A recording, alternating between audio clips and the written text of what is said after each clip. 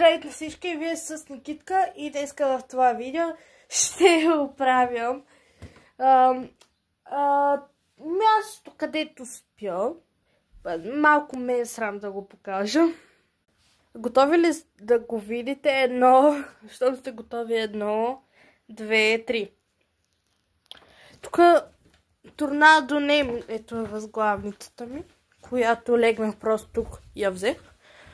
Никво торнадо не е минало тук. Аз дай сама не знам как стана това. Но сега ви слагам тук. Махам завивката. И оправим чаршафа.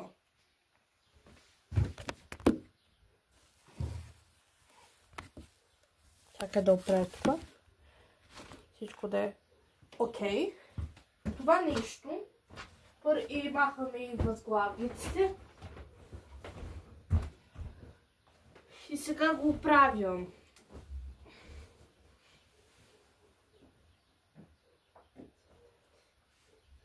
Така. Тук ъгълчетата.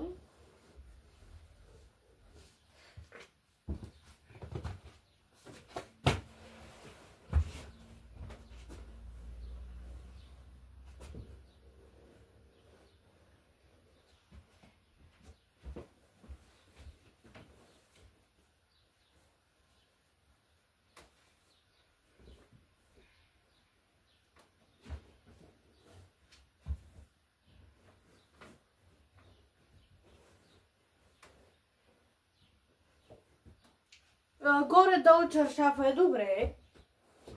Е така, горе-долу. Как се оправяш? Добре, оправено. Не е оправено. Горе-долу така става. Сега ще сложим възглавниците. Тази ще я сложа и тая, която е любима. Ще я сложа и така. А другата от другата страна ще я сложа.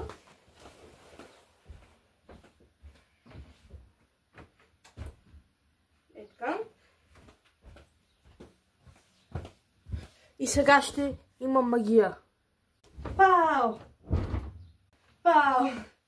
И ето така съм мис магия. Но вече леглото е оправено. Но това беше от мен. До други срещи!